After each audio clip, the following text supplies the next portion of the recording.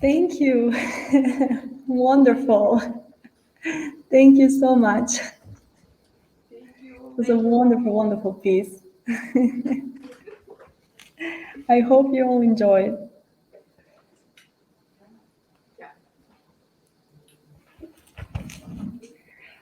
Thank you, Ajana, Elisaveta, and Lydia. Thank you for your performance.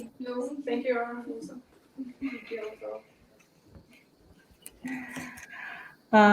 So after this wonderful performance, we're starting the panel. It is my pleasure to host today 4 prominent speakers and open the dialogue on an extremely important topic of the impact of culture on sustainable development. I would like to proudly introduce Charge d'Affaires of the Embassy of Canada to Austria, Ms. Kellyanne Anderson. Thank you for sharing this podium with us again. It is a pleasure having a representative of the Government of Canada, a leader in contributing to the 2030 Agenda for Sustainable Development. Ms. Nagobese, thank you for joining us today from South Africa. We would like to congratulate you for your valuable work on urban safety and well-being. We are pleased to have this talk with you and to learn more about the role of implementing inclusive and safe cities in sustainable development. So thank you for being here with us. It is also my pleasure to introduce Dr. Sonia Stanley Miach. Firstly, I would like to wish you all the best on behalf of ICDO for your birthday. And thank you for celebrating with us here today. We are extremely thrilled to have you here, considering your extraordinary work as director of the Institute of Caribbean Studies and the Reggae Studies Unit at the University of the West Indies at Mona, Jamaica, and for advocacy for safeguarding Jamaican culture and beyond. It is also my utmost pleasure to introduce Dr. Anthony Lofstad. We would like to congratulate you for your extraordinary academic work in the field of media, globalization, and culture. And thank you for supporting ICDO's work and taking the role of ICDO advisor years ago when we just started. Also, we would like to compliment your efforts in inspiring new generations to continue researching the role of cultural diversity in sustainable development in a globalized world. So thank you all for joining us here today. I would like to congratulate all of you for contributing actively to the Sustainable Development and 2030 Agenda. Personally, and on the behalf of ICDO, we believe that every individual has a role to play in making this world a better and more inclusive place where universality of human rights is protected. Also, with the current climate crisis which we are all facing, it has never been more important to take action on preserving our home, our beautiful planet. So I would like to start with familiarizing our audience with your field of research and work and highlight some elements that are very important in contributing to a global culture of prosperity, peace, and sustainability. I would like to start with addressing Charge d'Affaires, Ms. Kelly Ann Anderson. First of all, we would like to congratulate the Government of Canada for being a leader in contributing to 2030 Agenda for Sustainable Development. And we know also that the Pan-Canadian Framework is the first climate change plan in Canada's history to include joint and individual commitments by federal, provincial, and territorial levels of government, and that it has also been developed very inclusively with the input from Indigenous people, businesses, non-governmental organizations, and Canadians from across the country. Could you tell us some examples of government efforts and policies that Canada has adopted in regards to sustainability and climate change? Sure. Thank you very much for having me on the panel tonight. I feel I should preface this, given the qualifications of my distinguished panelists, that unlike them, I am not an expert in this subject matter. So I hope you will forgive me on that. I do think, though, that there's been a gradual shift in thinking in all government policy, both domestic and international, over the past few years that has put people and their culture first and at the forefront of the discussion. And that's what we've seen in the policies, like you mentioned, and I'll get to the Pan-Canadian Framework in a minute. It's a goal of all Canadian policy, but certainly in areas of culture, in areas of sustainable development, of climate, it's critical that we look at how these policies impact people, how the policies impacted diversity of people.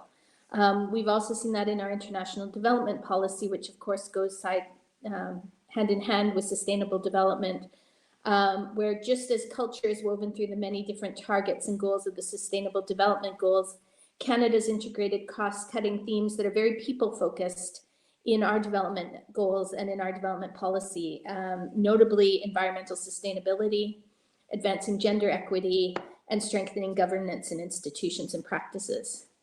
And this is also, when one looks at the Pan-Canadian Framework, it was, as you mentioned, developed with the provinces and territories, with their buy-in, within the buy-in and consultation with Indigenous peoples, also with consultation with Canadians writ large. And that was really a particular focus of getting the policy right, because to state the obvious, Canada's a really big country. In fact, it's now nearly a century ago, our former Prime Minister, William Lyon Mackenzie King, once said that Canada's problem wasn't some countries have too much history, Canada has too much geography.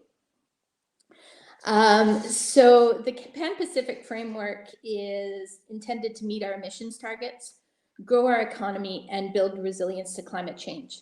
And it is achieving these goals and has put us in line for achieving our 2030 objectives.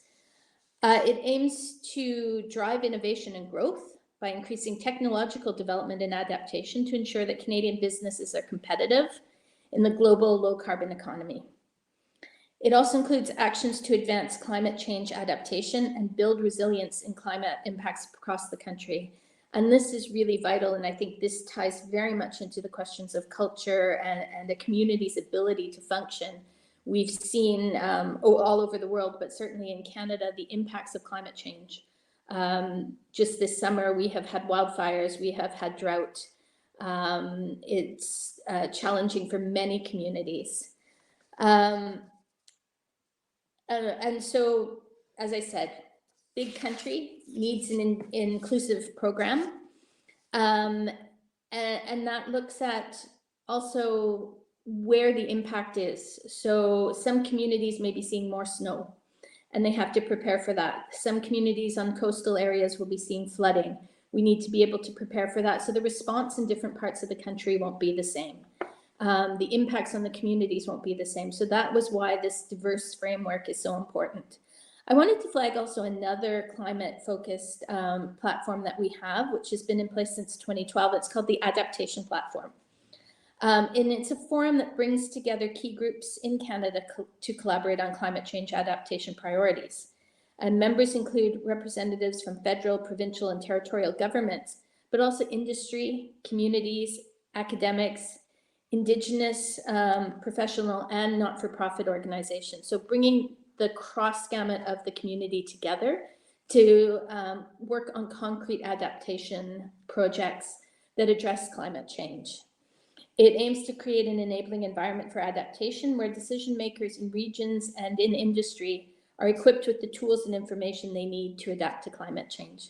So those are two domestic projects that we've been working on, and I think a framework overall that ties into this question of culture and sustainable development, of engaging the community and the peoples in the response that the government takes.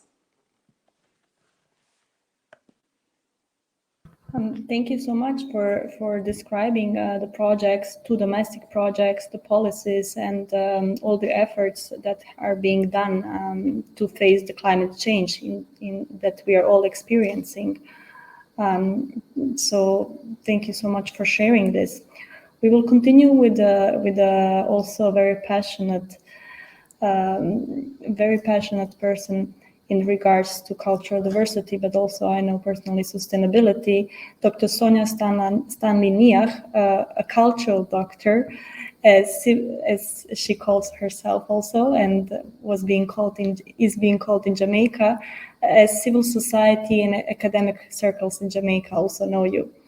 So cultural studies is a diverse field of research with an interdisciplinary orientation at the intersection of artistic and literary studies, sociology, cultural anthropology, philosophy, history, etc., which means that culture is not a stable construct, but dynamic and interactive process.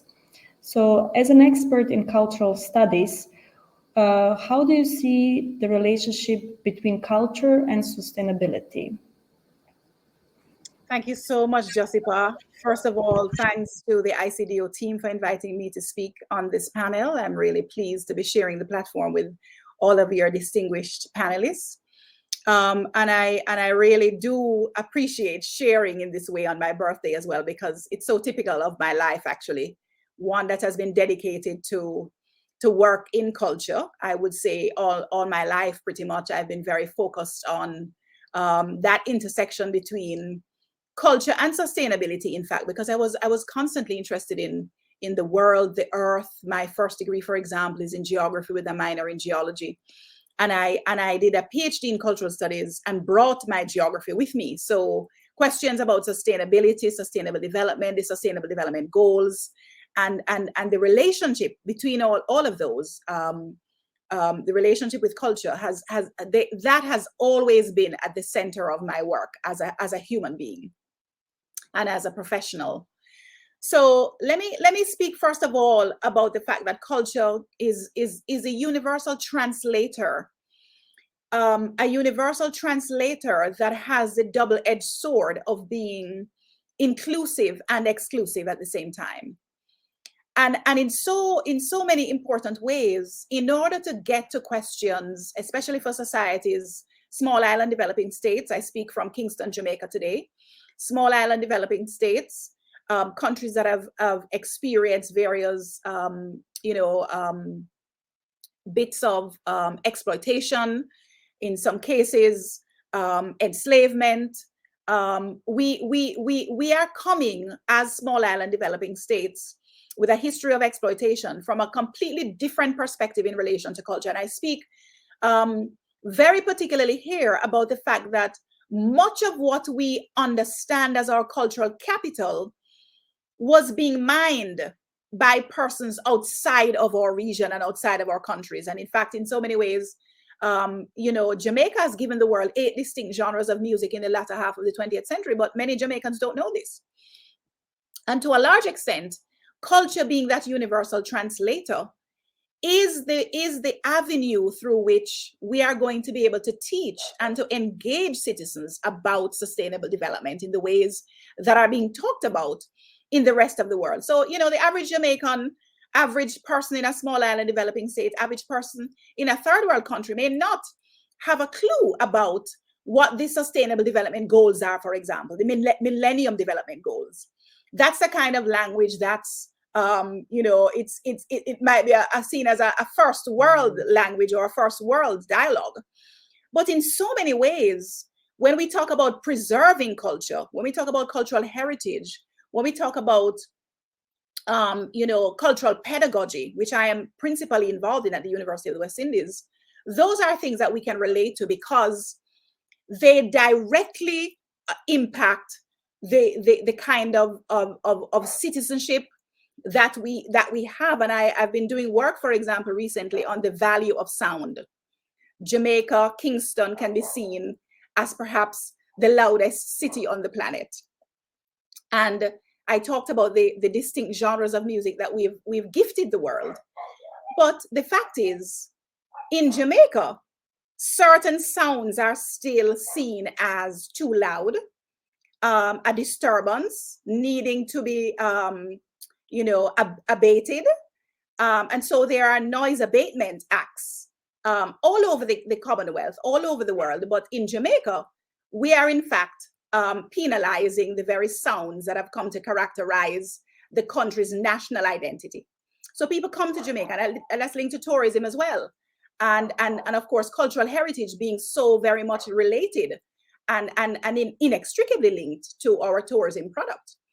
So here it is, we have the dilemma of understanding the relationship between cultural heritage, the embarrassment of cultural riches, but then also balancing what would be constituting a sustainable development agenda.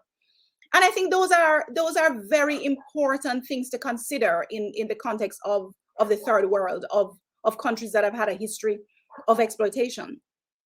That when we talk about sustainable development, we are in fact going to the core of the identity of people in our countries that don't necessarily relate immediately to a sustainable development goal, but can relate immediately to the loss of cultural heritage that they have been living over time. And so we celebrate in so many ways the culture, the rich cultural heritage of our countries, of the world that we've gifted the world, but also celebrate and understand quite clearly that we must be a part of the conversation in relation to sustainable development, to preservation of cultural heritage, and to best practices that have characterized the movement globally. Thank you so much for giving us more context in how cultural heritage and also deprivation has been connected to sustainability, and highlighting the importance that we all must be included, all countries, in the solutions. So thank you so much for this answer. I'm going to go to Ms. Sifelele Nikobese, and I apologize if I'm pronouncing your name a little bit wrong. Please correct me. As a researcher in the Inclusive Cities program at South Africa Cities Network, and coordinator of South Africa Cities Urban Safety Reference Group, How can the challenges in regard to urban safety and well-being might be addressed, and what strategies could work?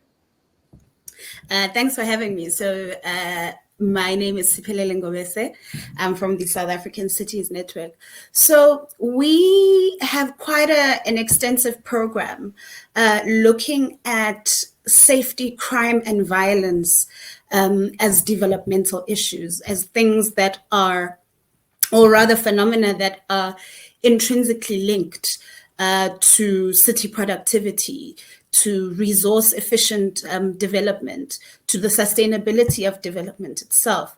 To say that if you are not able to drive down levels of violence and crime, and if you do not address the social, cultural, economic drivers of crime that are very much to do with inequality, you directly compromise the ability of a nation and of its cities, which are seen as economic engines and drivers of inclusive development. Then, you know, all those actions that have to do with driving sustainable development, with driving resource efficient development will be for naught. And so I like the context that's been given, and I think in South Africa we can share the Jamaican context, in that we also come from a situation of apartheid, and before that colonization. And so it has these things that we come from have their spatial, social, and economic legacies, and they are very much linked to the exclusion of the majority of the country's citizens from space, from economy, and from a society that has very clear cultural aspects and exclusions. And that has shown itself quite clearly in the kind of development that our country has driven. And you know, these ongoing efforts to kind of undo the spatial, economic, and social legacy of apartheid, it must have very clear links and a very specific focus on undoing that exclusion, on including not only economically, spatially, and socially, but also culturally. And you know, now that we are in a situation of climate change, of rapid changes in the nature of our planet, where particularly in Africa, we are so behind. A lot of data suggests that Africa is rather behind in terms of the necessary infrastructure investments that are needed so that African countries and cities can be competitive and so that they can grow their economies. However, we have a unique challenge of having to do that within the context of climate change. And so how can culture, help us with that? There's a lot in terms of indigenous cultures, which for thousands of years and for centuries have been able to live in harmony with nature. And so I'm not so sure that we've taken up the opportunity enough to tap into indigenous cultures in terms of how they can help us with this challenge of developing, but developing in a resource efficient way. We have policies that are there to drive the sustainable development, but in my experience, they are not tapping in enough into the diversity of cultures. And it's quite ironic and it's quite interesting that how South Africa is constituted, our clarion call as a nation is unity and diversity, and so to what extent have we really operationalized this concept of unity and diversity, cultural diversity as well, and bringing in. And so what you see is in space, in economy, in society, is various expressions of unbelonging that has still not been addressed. You see it in the state of our cities in terms of littering. You see it in nature in terms of the state of our rivers. And you see it just in society in the state of unrest. that you see, and for myself and for me, those are clear expressions of exclusion, clear expressions of unbelonging. And so in driving an agenda around sustainable development, I think there's an opportunity, a real opportunity, to tap into the diversity of peoples that we have in our country and in our world, and the diversity of cultures and what they can teach us, really, particularly indigenous communities and cultures, about how to exist in harmony with nature, especially in the context of a continent that is challenged with driving a huge development agenda in the context of climate change. Thank you so much for sharing these important points of inclusion. We in ICDO are also very passionate about inclusion, and thank you so much for pointing out that sharing indigenous knowledge as well as other kind of other knowledges and diversity is also imperative in finding the solutions in how to move forward into and achieve sustainable development goals. Very important. We are moving actually into this direction of cultural diversity with Dr. Anthony Lofstad, and in the chapter that we actually wrote together, Dr. Lofstad, you describe cultural diversity as an essential and integral part of every society. Societies protect and understand life in diverse ways and customs. Nevertheless, some traditions are judged as unethical or immoral. Could you mention what can we do to address it from the ethics of diversity and human rights? And could you maybe mention some challenges in relation to cultural diversity which are connected to biodiversity, also in regards to what we have heard so far to contemporary world challenges and issues? Thank you very much, Josipa, and thank you very much, distinguished speakers. I'm honored to be with you, and to. I was very impressed by all of your contributions so far. I would like to start off with Josipa's question directly. I think when we try to make cultural diversity a useful, operational, and scientific concept, we have to always keep the long run in mind. What will be the outcome, the cultural diversity outcome in the long run? And that can differ from time to time and place to place. So, for instance, in the early 1930s in Germany, we had a very liberal republic, the Weimar Republic. And in their elections, they tolerated the Nazi Party. And they were a legal party, and they won the election in the sense that they were in second place and could take over a minority, with a minority government, could take over power. And then they destroyed democracy, and then they destroyed cultural diversity in Germany in just 12 years in unprecedented ways. And this is the balance that has to be found here. Being able to really predict the long run. If we're going to tolerate the intolerant, we have to keep in mind what can the effects of that be. And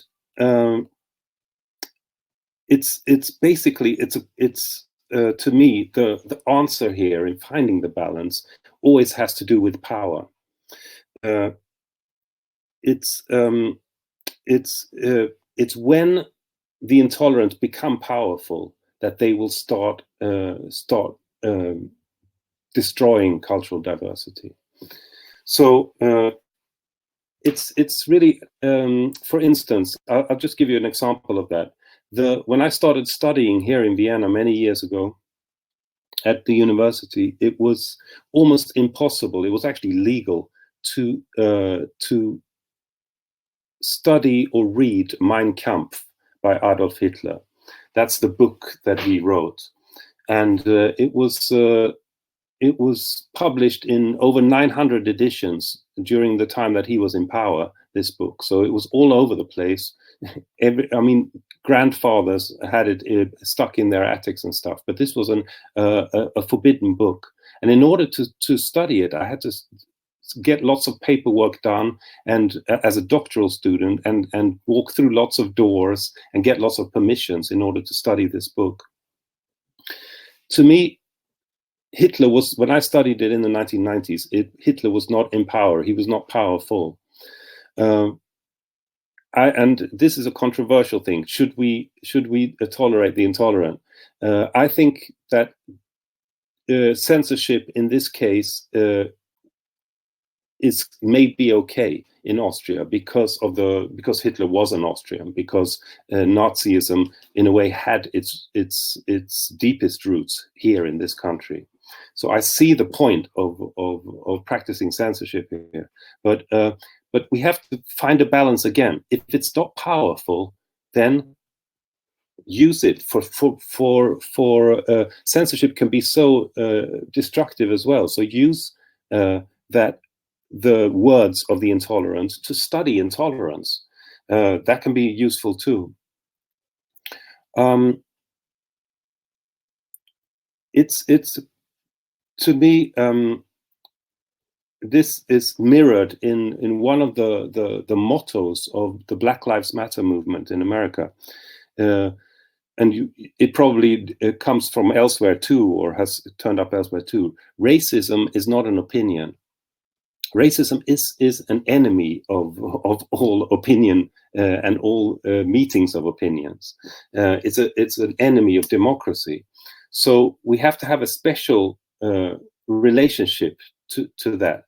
It cannot be a racist policy, a racist political party cannot be put on the same level as other non-racist ones, or ones that, to sum up, that serve cultural diversity in the long run.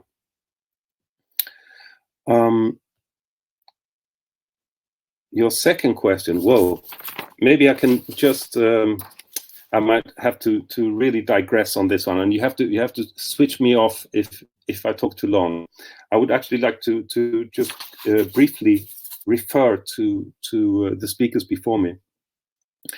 Kellyanne, you mentioned that policies must be flexible when meeting the challenges of climate change, and I totally agree with this, and that not just policies have to be flexible, laws too.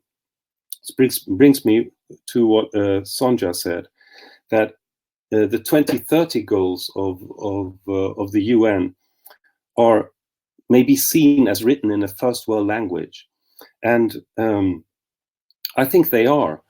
For instance, one thing is that that biodiversity plays a very important role in sustainable development.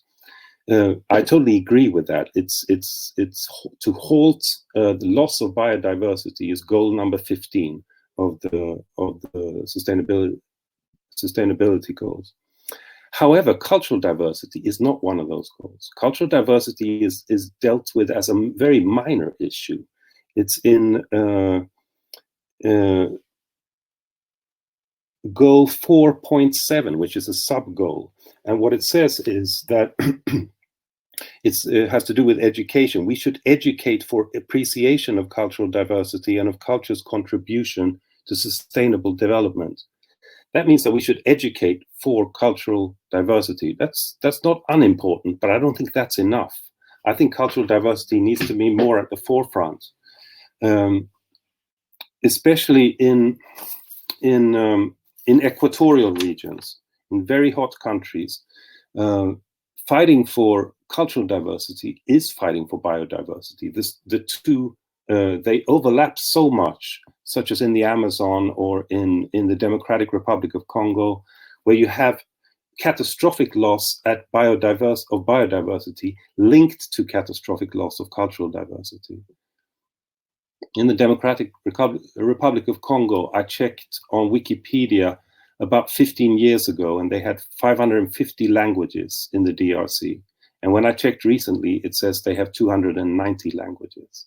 I think this is actually pretty pretty close to reality, what's happening there, that the linguistic diversity of the DRC has almost halved in a couple of decades. That's disastrous, and that needs to be, I think, brought more forward into sustainability policy and even law, international law. And just the last thing from Siphelele. Driving unsustainable development is inequality, exclusion, and unbelonging. And I think that is so beautifully said. I couldn't imagine saying that any more. It's not just beauty in there because it's nice and short and you remember it. There's also accuracy in there. So I applaud that description very much. And please excuse me if I use it in the future, Siphelele, in my classes or something like that. Thank you, Dr. Löfstedt. By highlighting how the loss of cultural diversity is also very much related to biodiversity, and how safeguarding cultural diversity means actually safeguarding biodiversity in a lot of countries is being seen very vividly. If we're going into this direction, I would ask Charge d'Affaires, Ms. Kellyanne Anderson, about something that she already mentioned in the first question, and that is that the effects of climate change are already being felt in Canada also, and Indigenous and Northern communities are in particular facing challenges on how to cope with this effect. We have seen that there are certain strategies and activities which have been done by the Canadian government concerning the Indigenous communities and sustainability. So could you maybe explain what strategies does the Canadian government use to build in those regions and communities? Sure, and I think this question of the link between biodiversity and cultural diversity, it's not just in hot areas, it's also very much in cold areas. And particularly Exactly. within northern communities, where climate change in the Arctic is being felt perhaps more than anywhere else in the world.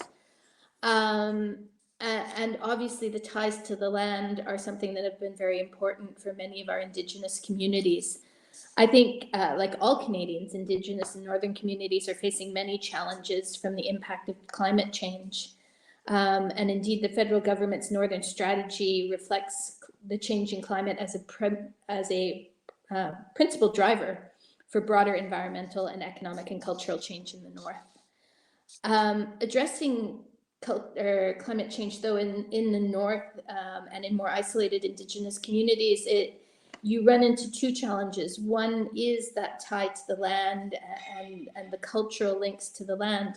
The other is the reality of, in a modern world, you have small isolated communities that may, in fact, have some of the practices that are the worst for environmental sustainability.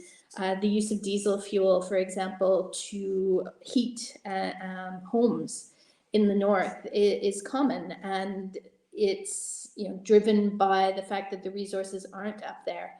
And so this challenge of finding communities that are both most vulnerable to climate change, but also perhaps with some of the practices that need to be addressed.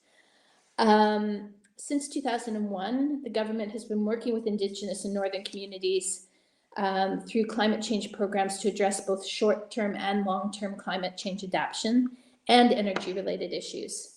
And I wanted to flag a few programs. The Climate Change and Health Adaptation Program, which is designed to build capacity in climate change by funding community-designed and driven projects. So again, this involvement of the community, engagement of the community. Some of the areas of adaptation and research that these projects have covered include traditional food security and access to country food, documentation of traditional medicines, engagements of elders and youth, and safety while on the land, as well as access to safe drinking water, and the mental health impact of climate change on youth, which I think is another important component, this whole question of what does climate change and the impact of changing culture have on mental health. Support is also provided to Northern communities and organizations to help them adapt through funding projects on vulnerability and risk assessments, development of hazard maps, and other projects like that. There's structural and non-structural adaptation, development of new bylaws for land management, and community development plans that take into account climate change, revisions of procedures for proper drainage, coming back to Canada questions, snow buildup removal in amongst homes, and a redesign and upgrading of vulnerable infrastructure. So a lot of different things that we can do. But I think that question of community engagement and having the community identify what they need, and then the funding provided by governments is an important component of what we are doing. Thank you for sharing all of these efforts that Canada has done in regards to working with different communities, and thank you for highlighting that also it's not only Ecuador, it's also North, which is everyone is facing the climate change effects very sustainably. So I believe that our audience is very interested in hearing solutions and also next steps in regards to a more sustainable living and how we can all contribute. So I would ask Dr. Sonia Stanley-Niach, since we know you're involved in efforts to promote national and regional development, specifically in the cultural and creative industries, could you please provide us with some examples of the most recent efforts as well as their outcomes? Thank you, Josipa. So the first thing I'll mention is, the work we've been doing is multiple, across several platforms, institutions. I've been involved, for example, in preservation of cultural heritage at museums in Jamaica. I'm involved in the teaching of cultural studies, but most recently, one of the very exciting things that we've been involved in, the Institute of Caribbean Studies spearheaded a team with responsibility for responding to a grant proposal where the Caribbean now has 3 million euros as a fund to encourage development of the cultural and creative industries in the region. This is the first time that this has happened, and this is an EU ACP funded grant. This project is led by UNESCO with partners, the University of the West Indies and CARICOM, which is a Caribbean community. This is something we're very proud of, and it stands to benefit so many across a number of areas. So, industry development, building the enabling environment, which is part of our challenge, that there is an enabling environment that is underfunded, under-recognized, and in fact, receives very little support in terms of any of the formal structures. So we're very, very pleased about that, and it will provide us with some targeted approaches as well. So in a region such as the Caribbean, one of the focal areas will be visual literacy. And that, of course, involves the creation of things like a digital cultural hub, so that there will be some sustainability in the context of the project, moving beyond the very things that will have tangible outcomes, but also in a sense, the longevity will be there and the sustainability as well, because these things will be there in posterity almost in an online environment. So the University of the West Indies is quite pleased about this project because it allows us to dig a little deeper in terms of the development of programs, teaching programs, to enable greater awareness, greater education, and also ultimately greater preservation in relation to the cultural and creative industries, and in particular cultural heritage. That's one of the big things.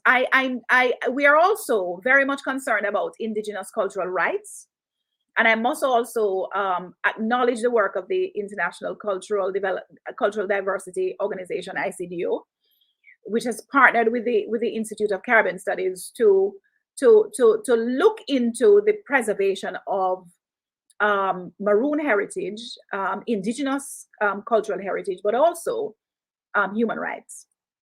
And the last thing I'll mention is that in the context of a conversation about cultural diversity and sustainable development, it was mentioned earlier, we are also dealing with the question of safety.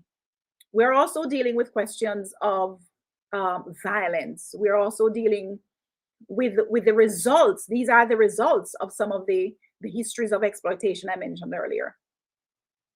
And so one of the projects I'm also working on is a project on gender-based violence. And I know that in places like South Africa as well, there are horrendous, just like in Jamaica, rates of incest, of rape, of gender-based violence, and the gender-based analysis in relation to cultural diversity and sustainable development is so critical because, you know, when you think of disaggregating all of the challenges, there are women who bear the brunt of and the burden of social life, of cultural life, of social welfare.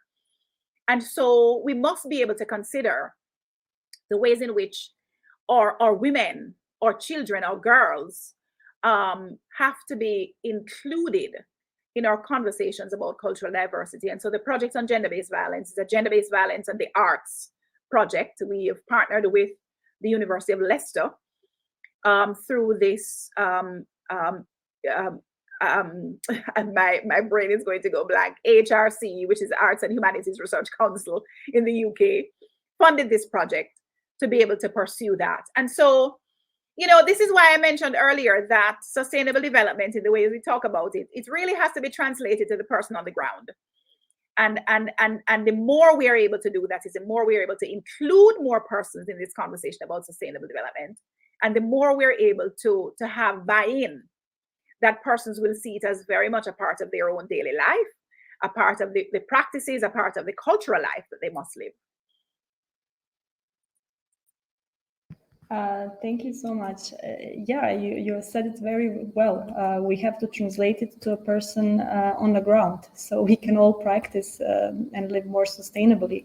And yes, ICDO is also very happy with the cooperation we have established working with indigenous communities, and we hope to continue in even more. There's so many things that have been said, very relevant ones. So I want to give space to everyone. So I'm going to continue with Ms. Sifele. The third component to the Inclusive Cities program centers on youth, which aims to elevate the voice and capacity of young urban residents to co-create and influence decision-making in their cities.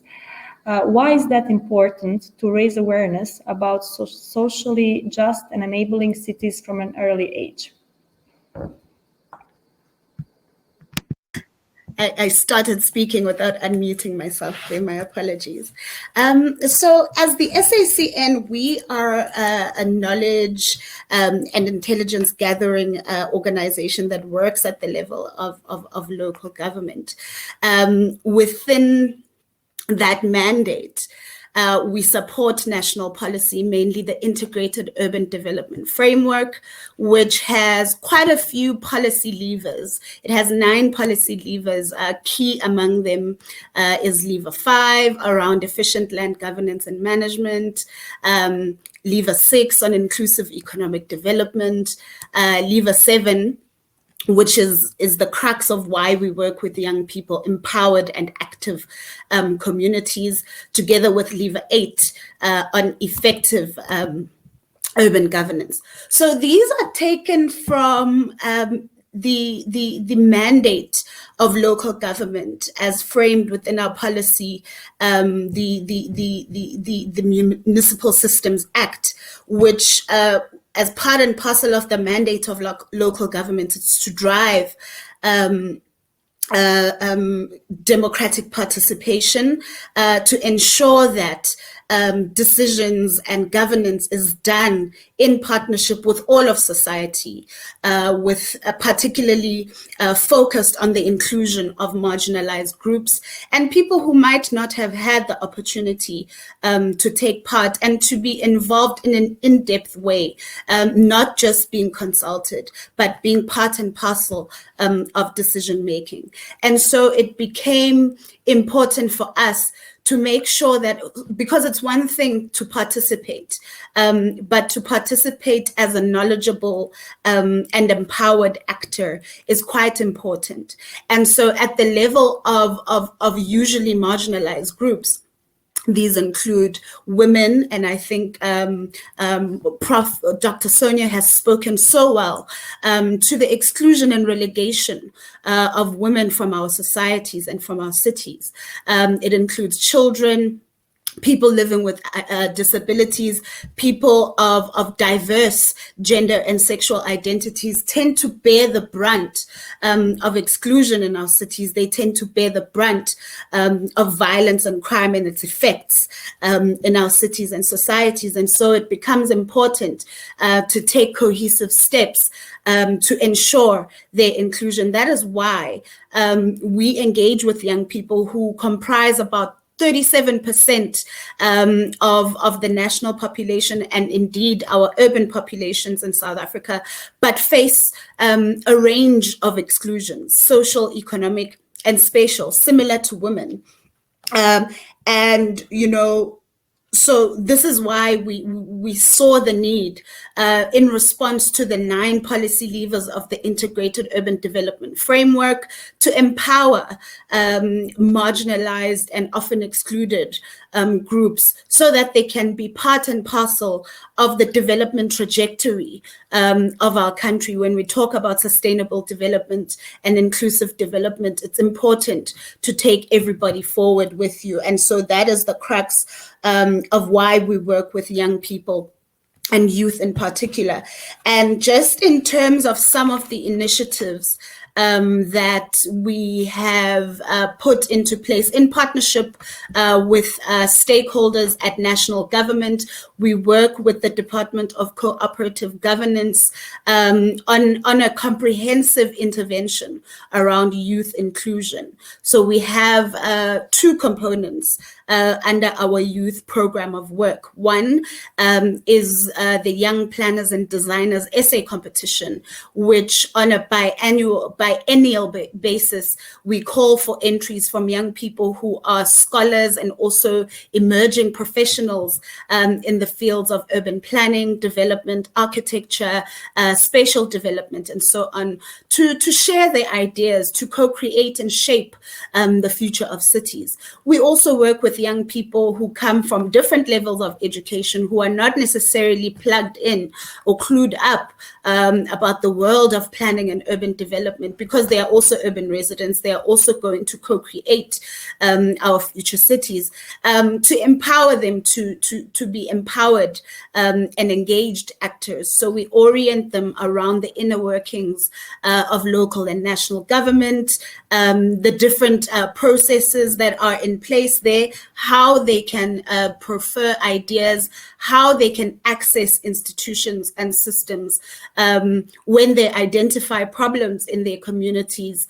We've taken them through a process of orienting them around research methods, ways of identifying problems, not only just problems, but also community assets, and also how to navigate and engage with our urban systems and our institutions so that they can co-create and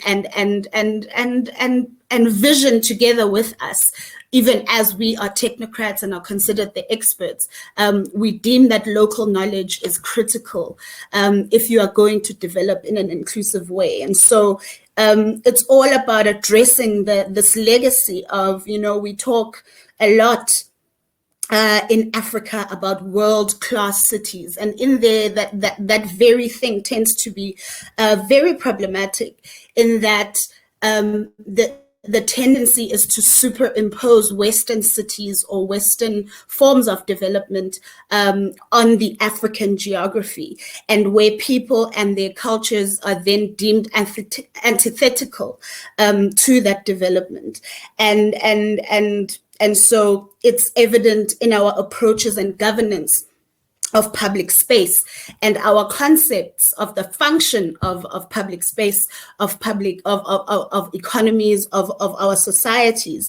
And it links very much, Dr. Anthony, and I think we are even Stevens, because I'm about to steal your very beautiful concept of the loss of biodiversity as directly linked to the catastrophic loss of cultural diversity. And it's also even in the language that we use to communicate certain ideas. And I think, just to reiterate what my esteemed colleagues have said, is that, we need to get to grips about even how we speak about these concepts and bringing them down to the level of the person in the street, and that is how you include. And so that is why we thought it important to engage at the level of youth and their inclusion in cities, and together again with the Department of Cooperative Governance and our other partner, Sibikwa Arts, we are going, with the support, of course, of the EU Dialogue Facility, we are working towards a conference which will center very much around youth and the theme of democracy in the context of culture. We will be having that conference in February 2022. Thank you so much for describing and elaborating on how important empowerment of the youth is and what role it plays.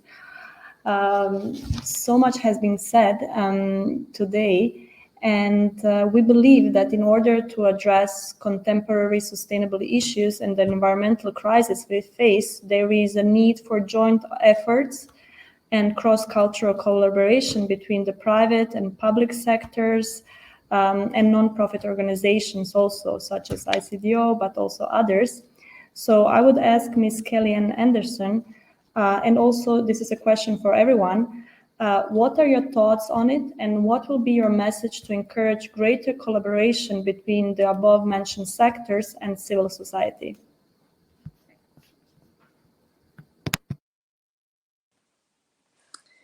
Thanks. I think what has really come out here is that climate change and sustainability clearly affects us all. And the response to these challenges requires engagement by all stakeholders in society. I think some of the components I discussed this evening are key in terms of looking at the experience of the people that are living in a place and understanding the development of the policies there. There was discussion of gender-based effects and inclusion, and something I'm very proud of is the gender-based analysis plus that all Canadian policies have to go through, that really pushes us to look at what is the effect of policy on people in an intersectional way. So not just looking even at them as one thing, gender or sex, or but looking at the intersectionality of people's identities. And not looking at just, what is the effect of those who are at the table, but who am I missing at the table? And what is the impact on them? And how do I bring them to the table? Because the risk otherwise is that we develop policies that in fact contribute to exclusion rather than inclusion. So I think that's really important. And I think that wide table and having NGOs and having civil society and having industry, having everyone at that table to discuss what we need to do to take it forward and what we need to do in a global context. Speaking from different cultural perspectives, I've really enjoyed tonight hearing the perspectives of places very far away from the experience that I live.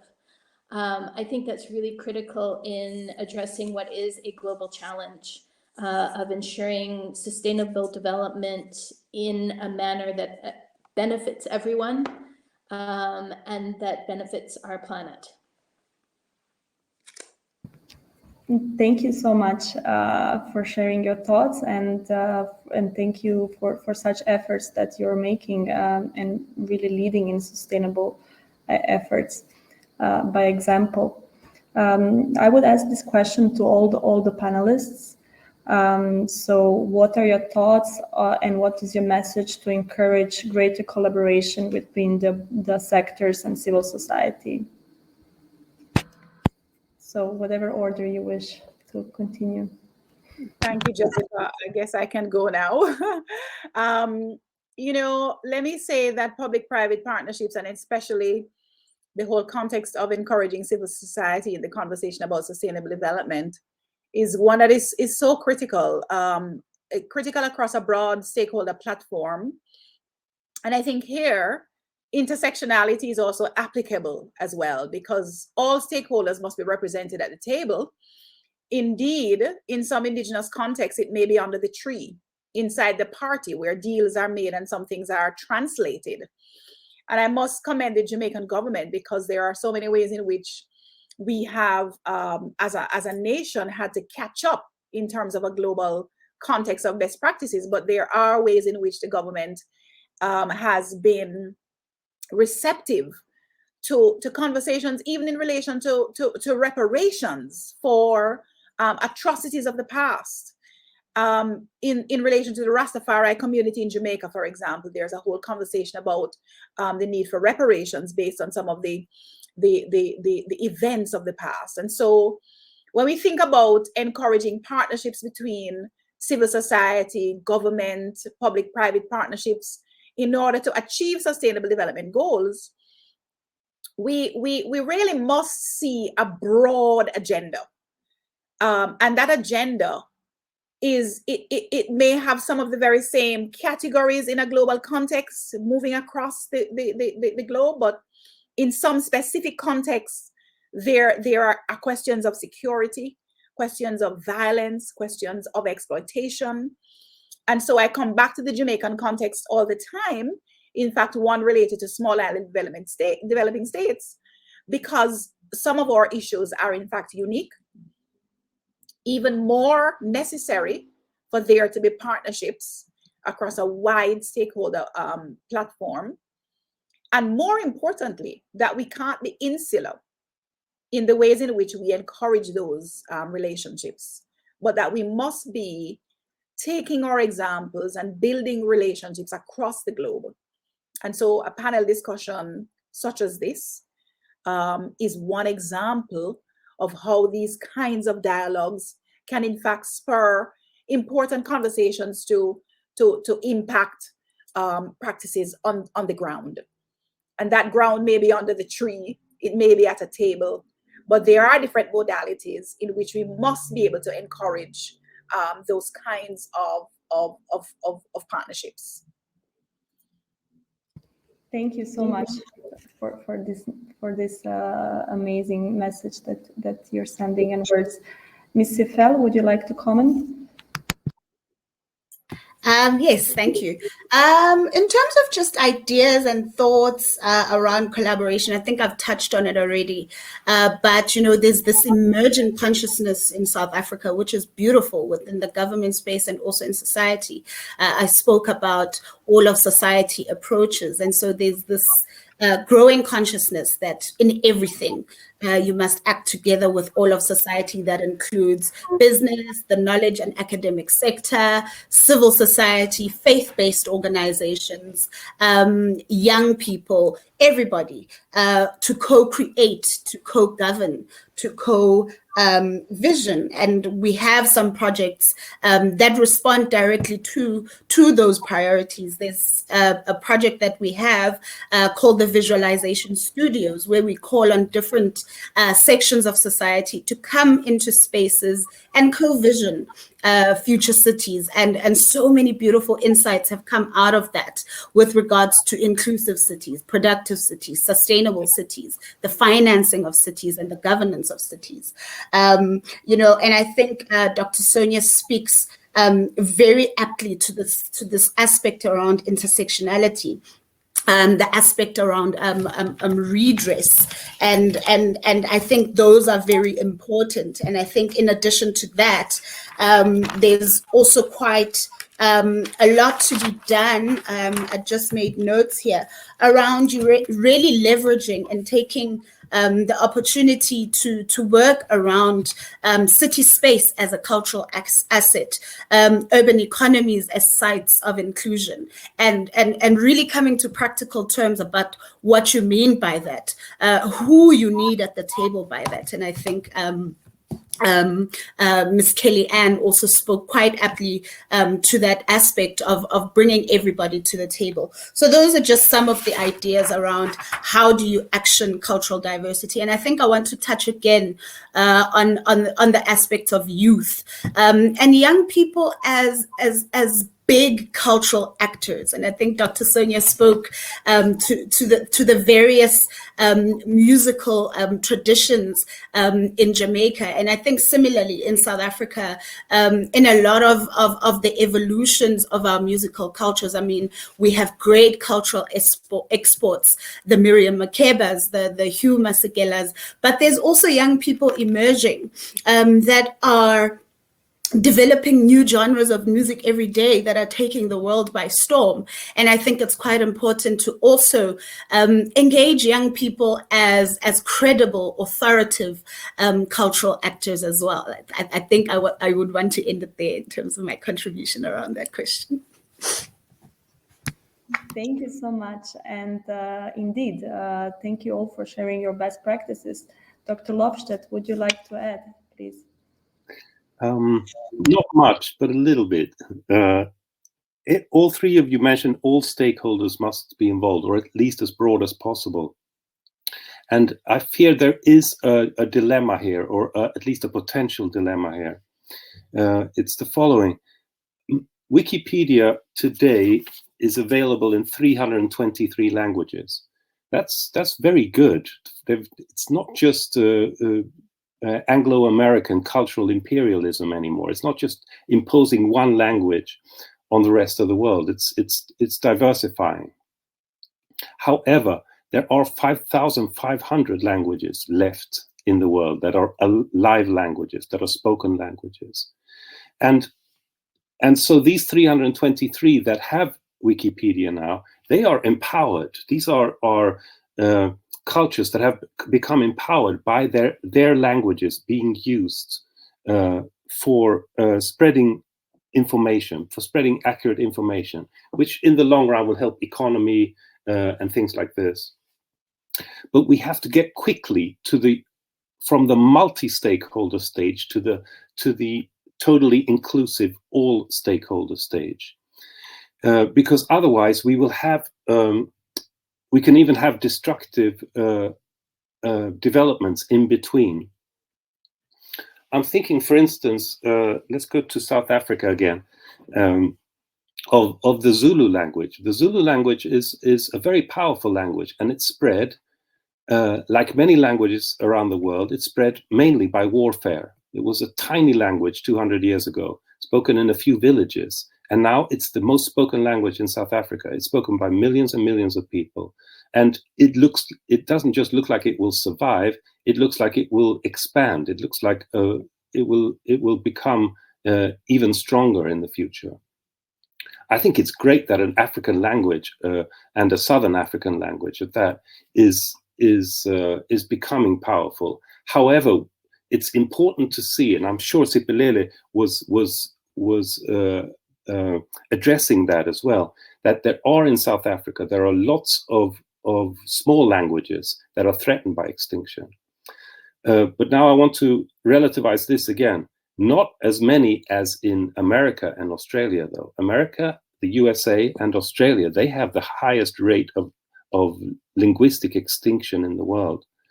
And that is really remarkable. Two of the richest countries in the world, they are going at an even faster rate of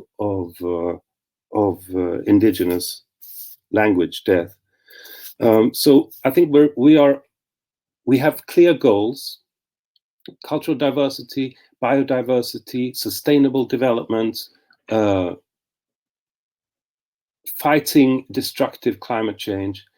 But it's not quite clear how we're going to get there. What are going to be the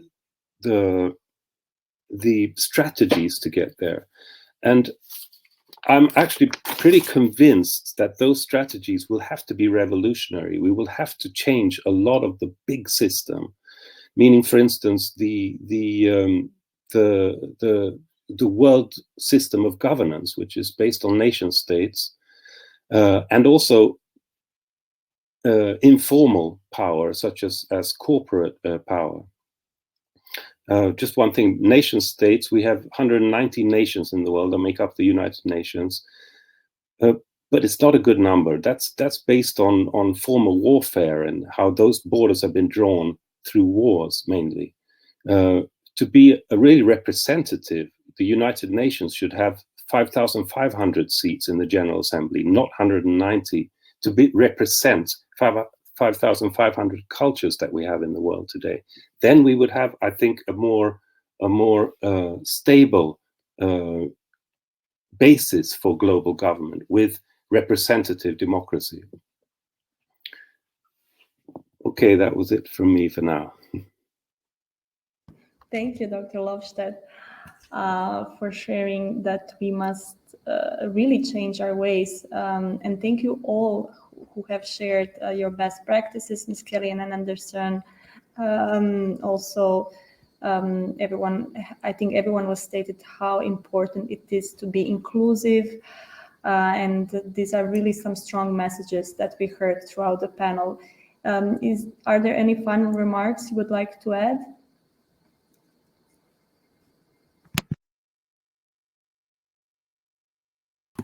If I may, no, I'm just, something sparked when Anthony just made his most recent remark. I'm actually Zulu speaking, Anthony, and I don't know, just to bring more context to what you've said, which is rather apt and is correct. Ironically, you know, in South Africa, we say that we speak about unity and diversity, but there's also this concept or this idea, although we have 11 official languages, we recognize other cultures and peoples as you know, in a very formalistic, legislated way, but I think socially there's this concept that English is lingua franca, and so when we step into professional spaces, when we step into academic spaces and school spaces outside of the home, there's this concept that indigenous languages are to be confined to the home, and that English is the language or the common language. And I don't know how it gels with this concept of 11 official languages and languages that are formalized in a sense, and so including Zulu. And what you find in the Zulu language is that, so there's this growing but unspoken need to assimilate into English, and how the Zulu language has survived it's spread through warfare, of course, but in modern times, how it survived and is surviving, which is a very fragile survival, is through resistance to assimilation, and that has its various manifestations. And so I found that very interesting. But in terms of just my general remarks, I want to just to thank you for having this discussion on such a very important and key topic. And I wish this would be the beginning of an ongoing engagement around these topics and on these issues. And I'm so honored to have been part of this. I've been so thrilled. I've enjoyed this thoroughly. So yeah, thanks. I would love to echo my own thanks on behalf of myself, but also the community that I serve, the Jamaican population, and most importantly, the Institute of Caribbean Studies at the University of the West Indies, where I have served as director for 2 terms. This year I'm on sabbatical, and I'm supposed to be doing all kinds of wonderful things, which I will do. But there are a number of projects I'm working on, so that will also take my time and attention. But I've been very honored to participate in this conversation. And I hope, as Siphelele said, to participate in more conversations like these. Thank you so much. Thank you so much. It was my personal and also for the whole team and organization pleasure to have you all at this panel. And yeah, we also hope that we continue, and we are actually sure that we're going to continue having these topics of conversation, not only in panels, but also in our ICDO projects. And we hope to have you also in future here with us. So thank you so much for this insightful discussion. And thank you for joining ICDO in Safeguarding Diversity. I would also like to say something more, as I see that all of the panelists are very passionate about inclusivity, but also addressing human rights. I would also like to invite you today at 8 p.m. Central European Time, Vienna time. We have an exclusive interview with Her Excellency Ms. Manisa Bakhtari, Ambassador of Afghanistan to Austria. ICDO stands strongly with Afghan people, and we are privileged to have an opportunity to transmit ambassadors, soon to be ex-ambassadors' message to the international community and Austrian community. She will be addressing at 8 p.m. Live from our Facebook Live also. So I would just like to add this, since this is something which is also one of our contemporary issues, how to address women's rights, children's rights, but also exercise basic human rights. So thank you all for this insightful panel, and enjoy your days, evenings. Lovely. Sorry, I just wanted to ask if there will be a recording. Will this remain on your Facebook page? Yes. So Will it be still accessible? Yes, so this will be accessible on our Facebook page as a live recording, as it is now with this link. Also, we'll put it on ICDO YouTube page, so you can all look at it, share it. So we will be sending you all an email on our social media pages, YouTube link. So this is going to be shareable. Thank you so much for your participation. Thank you. Thank you, everyone.